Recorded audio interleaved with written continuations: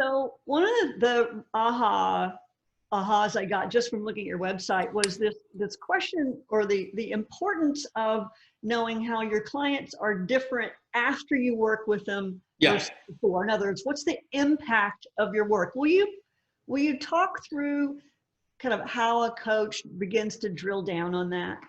Yeah, so I think that one of the difficult things about coaching, which is similar to consulting from this perspective, is it's abstract, right? So if I go to buy, to Home Depot and I have to buy 500 square feet of towels or tiles, we know what that is. Okay, that's a thing. I can touch it, I can feel it, I can compare one grade of tile to another. I have a frame of reference of, the last time I bought tiles and these are fancy, whatever. The promise, the value prop, I'm making an investment in coaching of my time, my energy, my effort, and my dollars. What am I getting out of this, right? So I think you have to be really, really clear and paint the picture for your client as to what this will look like, what not to expect, right? So in one session, I will not, change all that ails you from, a horrible childhood or whatever. Where are we focusing on? What are we not? What are logical outcomes and how are we going to measure them? So I always call this sort of the Jenny Craig problem. So if any of you remember the Jenny Craig commercials or Weight Watchers or any of those, it's a pretty standard model. You show a person, they're somewhat large. There's an intervention of the product or the intervention or the system. Then time goes by and the large person is less large. So it's easy to deduce, even if you had the sound off, whatever that thing was, that product was, it makes large people somewhat less large over a period of time. So what's your Jenny Craig? So you're coming to me and your problem is, I have a communication problem. I'm trouble micromanaging. I give crappy feedback, whatever it is. Okay, great. So that's your before. So we're going to do some stuff. And then after, you're going to feel like you can delegate better, that you're not a micromanager, that you do give feedback in a proper way. And then go back and check in with them along the way, because there are parts of coaching that become, it might sometimes seem to the client that, wait a minute, this feels like we're all over to the place, but there's always a method to the madness for a good coach.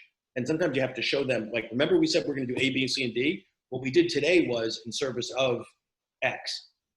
That make sense? Does that answer your question? It totally does. And I'm wondering, when I've done this for myself, I haven't felt like necessarily happy with what I came up with because it didn't feel very differentiated. So when I've looked at, as a coach, what's my difference between before and after, I look at the before state is like, I don't know exactly what to do. I'm going in too many different directions. I've lost the end of what I know to do, and I don't know what to do next, right? And that's the before. The after is clarity and confidence, which I mean, it sounds so, I mean, even when I say it now, it sounds a little lame to me. It feels well, I'll give you a twist on that. So when I work with a client, our initial engagement is a strategy development process. It takes 6 weeks and it could feel a little abstract. So I walk them through the process and the methodology and what we're going to do and how long it takes. And then I say, listen, at the end of the day, this is what it's not going to do.